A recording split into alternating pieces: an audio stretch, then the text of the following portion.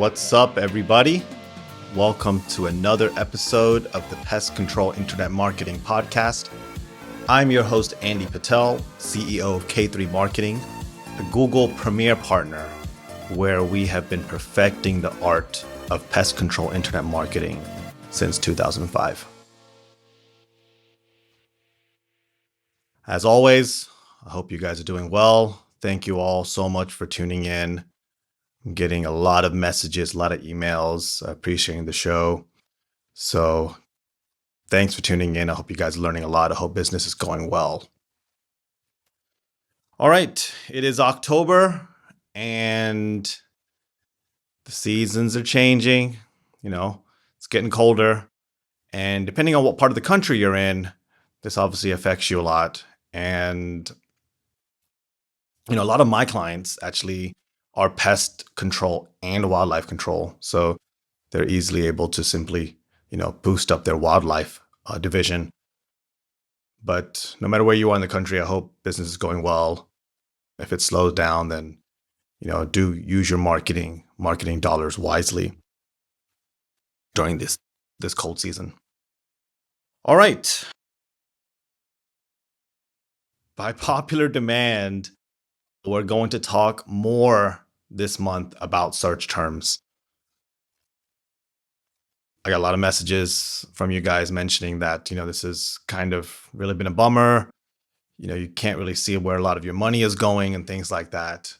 So we're about a month in, maybe more of a month and a half in from the official announcement. And there have been some creative ways you can go around, I guess, this change and try to make sure that you have enough data to build your negative keyword list and try different strategies and things like that. So I've been experimenting with a few, and I want to go ahead and share with you guys what I've learned and what kind of works and what doesn't and things like that. All right. So as a quick refresher, Google announced, I think it was early September, that they're going to be limiting the number of search terms that you can view on your account. So I forgot what the numbers were last month, but I think it's around, if you got 100 clicks, you only see, 60% of that typically. The other 40%, Google thinks that, you don't need to see it because it wasn't high volume.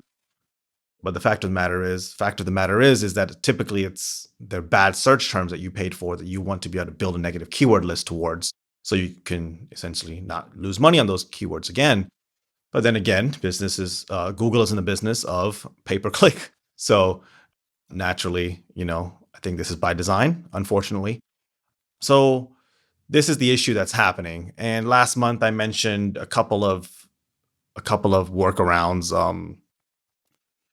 Essentially one was to really start thinking outside the box and start searching more, put yourself in the shoes of a customer or a potential customer and see what comes up and look at those Google suggest and add those as negative keywords. Synonyms are huge, right? So if you find a negative keyword, find synonyms of that, go open the thesaurus and just add them all in.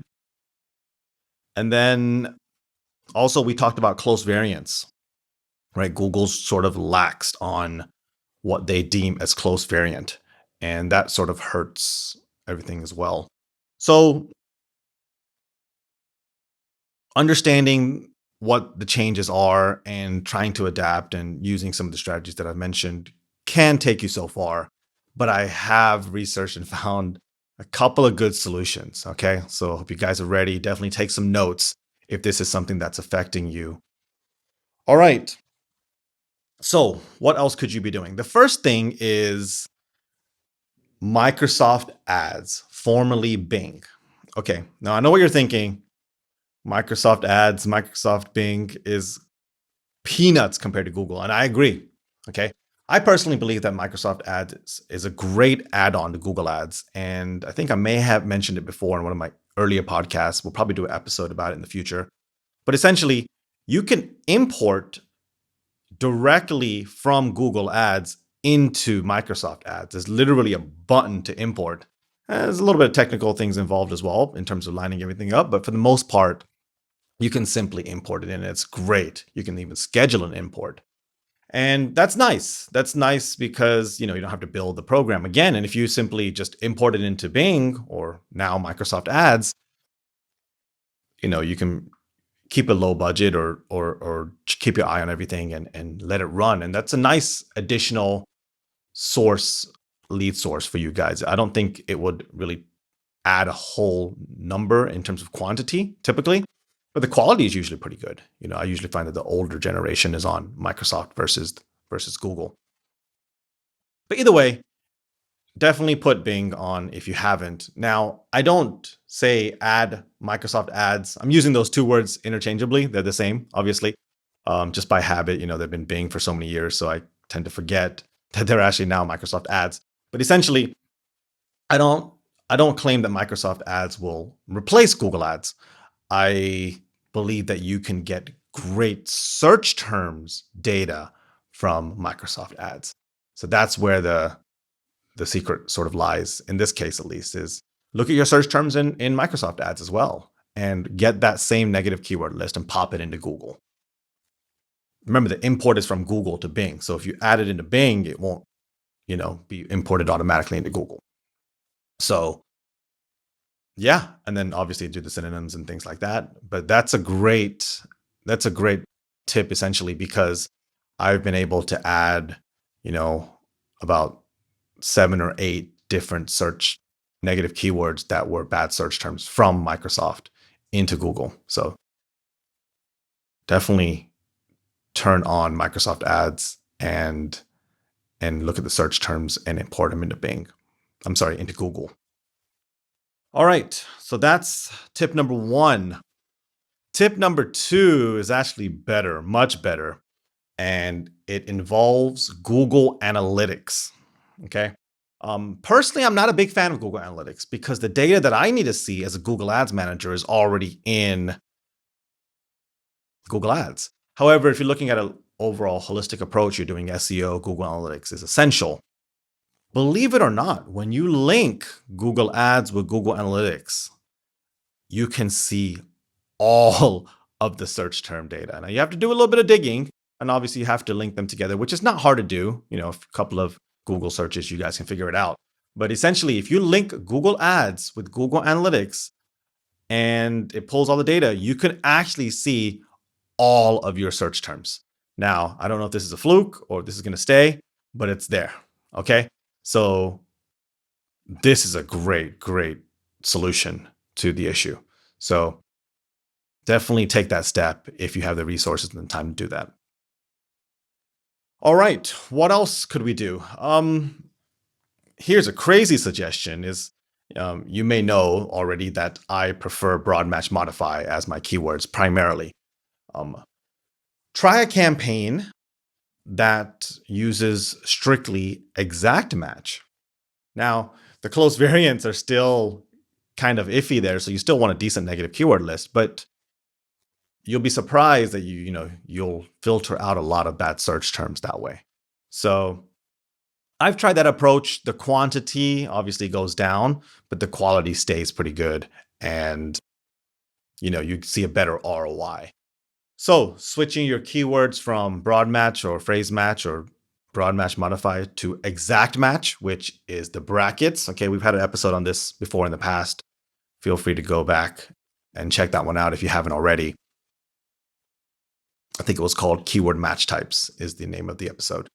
Anyways, switching over to exact match, that can also help as well. All right, and the last tip that I have for you guys is, it's not really a tip, it's more of a strategy change perhaps.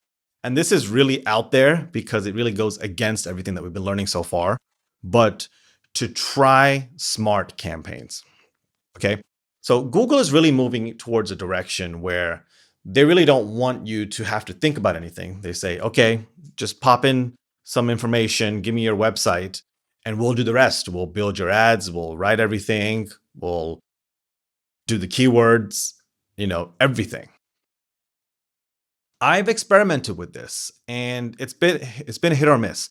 First of all, I should mention that you have to set up conversion tracking if you haven't already. And that's crucial here. And maybe we'll have an episode on that in the future as well. But set up conversion tracking.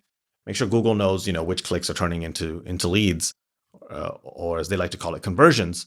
And then, Google will take that data and just kind of manipulate the program to try to get more of those conversions, essentially is what it is. Now, in theory, it makes sense, but the fact that Google's taking away search terms, the fact that, they have close variance and things like that, I'm skeptical on the quality of these clicks. However, when I tested it out, I did realize that the leads did come in, surprisingly. However, I found them to be a lot more expensive than at least our current program. So if you feel like your program is not up to par, if you haven't have enough data in terms of building a negative keyword list, you don't really know your search term information, how many clicks are turning into sales and things like that, try giving Smart Campaigns a shot. Maybe set it up, run it for a month, and then look at the data accordingly.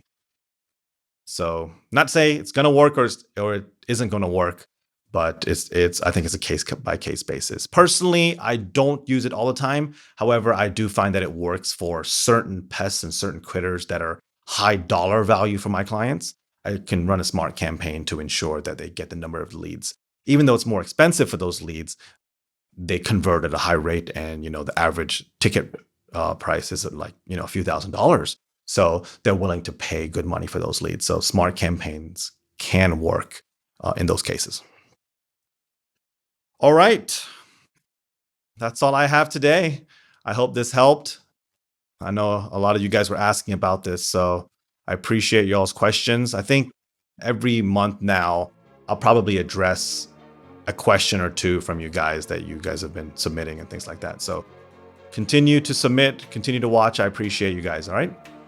All right. And that is it. As always, I'm Andy Patel. This is PCIM Podcast, and I will see you guys next time. Thanks for tuning in.